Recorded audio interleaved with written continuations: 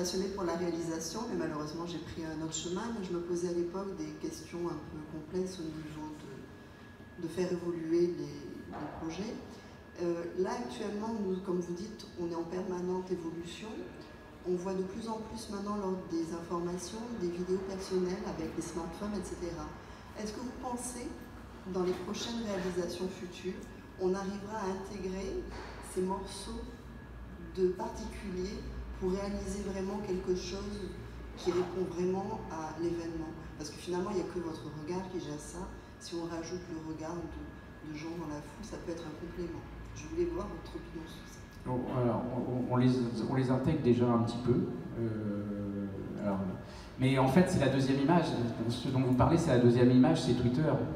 C'est qu'en fait, vous pouvez regarder un post de télévision et avoir en même temps sur Twitter d'autres informations, notamment des vidéos. Il y a toujours le délai qui est un petit peu encore en décalage, ou des Insta Live. Moi, par exemple, sur le 11 novembre, j'ai fini l'antenne de France 2, qui était mon client, donc je faisais le signal international, et il me restait les chaînes d'infos qui étaient en direct, mais qui reprenaient, et du coup, j'en ai profité pour faire un Insta Live de ce que je faisais, de ma réalisation, pour montrer, voilà, parce que là c'était plus calme, c'était le président s'en allait, il restait plus, voilà, c'était fini. Mais ça permettait d'être au cœur du système de la télévision qui réalise l'événement. Et effectivement, les joueurs de foot le font de plus en plus sur... voilà, c'est toujours délicat à manier, c'est-à-dire que comme il n'y a pas de filtre et que vous êtes en direct, voilà, il n'y a pas de retour en arrière possible, c'est à mesurer et il faut faire très attention parce que voilà, il y a des joueurs de foot qui se sont fait piéger avec ça, vous êtes vraiment au cœur du système, donc si vous êtes dans un bus avec les joueurs et que voilà, il se dit... c'est plus difficile à maîtriser. Je pense aussi qu'il y a une problématique d'autorisation. Si vous faites un reportage et que vous commencez à prendre les morceaux... Oui, il y a des droits, oui, effectivement. Mais ça fait partie de l'écriture qui évolue toujours. Ouais, évidemment, ça va avec. Merci. Encore une question. Oui, merci pour toutes ces informations. D'une manière générale, est-ce que vous avez quelques anecdotes au niveau de la préparation, au niveau de l'organisation, je dirais, d'un événement? Vous nous avez déjà pas mal raconté sur certaines personnalités internationales. Est-ce que vous avez d'autres informations à nous donner dans ce domaine? Non, après c'est plein de petites anecdotes. Par exemple, sur le mariage du prince, on travaillait donc dans la cour du palais qui avait été couverte. Et effectivement, nous les techniciens, on est un peu... voilà, donc j'avais demandé pour avoir le oui, d'avoir un micro très près sur les prie-dieux pour vraiment que... en plus, on retransmettait à l'international, il y avait 180 pays, donc il fallait quand même... voilà, donc je voulais entendre le oui. Et je sais que dans ces moments-là, le oui, ça peut être très faible. On ne va pas le crier, donc voilà. Donc j'avais demandé un micro très près et j'ai un technicien qui est arrivé et qui a commencé à mettre un câble et un petit micro sur le prie-dieu devant et qui met un morceau de scotch. Et là, évidemment, c'était doré, c'était très beau, et donc là tout le monde arrive, oh là là. Donc ils ont fait revenir quelqu'un qui a remis un peu d'or et de peinture dorée sur le câble, etc. Bon voilà, c'est des petites choses.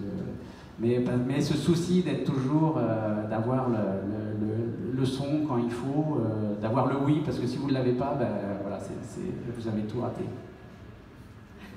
Et donc il a fallu repeindre. Est-ce que tu as déjà fait des cérémonies qui n'étaient pas vraiment en direct? Je pense aux Chinois, je pense aux Russes. Ils font attention quand ils font des cérémonies d'ouverture d'une grande manifestation et potentiellement il y a la censure qui passe derrière. Est-ce que tu as déjà été confronté à ça? Non, nous... Pas à Monaco, j'imagine. Non, honnêtement non. Alors techniquement, on peut le faire grâce à nos disques durs. On peut être en léger différé. Ce qui permet, et souvent, alors principalement l'an dernier, les chaînes de télévision nous demandaient sur les directs.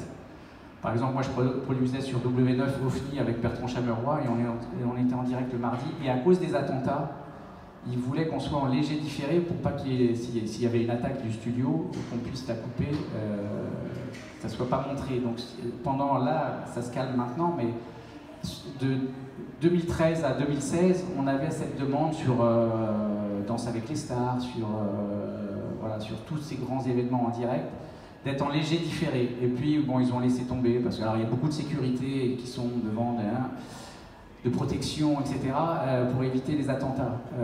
Et là, techniquement, on sait le faire. On peut être en différé de 2-3 minutes, et ça permet de couper un incident. Voilà. Et si tu es complètement en direct, et qu'il se passe quelque chose, qu'il y a une prise d'otage en direct. Ouais. C'est une préoccupation dans votre chaîne du travail en direct. Ouais. Qu'est-ce que tu fais? Tu coupes tout de suite le signal? Alors c'est pas moi qui coupe, donc c'est pas ma responsabilité. Moi je filme, mais comment filmer? Un attentat, est-ce que tu filmes les gens qui sont au sol mourants, il y a des familles qui sont derrière la télévision, qui regardent, il y a des enfants, il y a des... Voilà, c'est toute cette réflexion qu'on a depuis longtemps à Canal avec Charles Bietri, on en parlait en 85. Donc il y a eu le Hazel, il y a eu Bastia, il y a eu voilà, donc c'était pas les attentats, mais c'était déjà des accidents et des événements comme ça un peu difficiles à montrer ou pas. Qu'est-ce que tu montres? Comment tu travailles, comment tu retransmets l'événement? Nous, on avait globalement une certaine pudeur, donc on savait qu'il fallait filmer, mais plutôt de loin. Et par contre, maintenant, on peut enregistrer nos caméras séparément et donc avoir une trace à la fois pour je sais pas, pour la justice, la police, l'histoire, voilà. Mais ça va très vite. C'est dans une panique générale, donc voilà, il faut se le dire avant. Et c'est vrai, qu'est-ce que tu peux montrer? Ça dépend de l'événement. Est-ce que quand une tribune s'écroule, là, comme ça s'est passé à Amiens, est-ce que tu es en plan serré ou est-ce que tu es en plan large? Après, c'est les régies finales qui décident de couper ou pas, c'est pas nous. Elles ont consigne de couper généralement. Mais après, il faut être réactif. Et voilà, je pense que s'il y a un attentat en direct, la régie qui dort pas coupe le signal.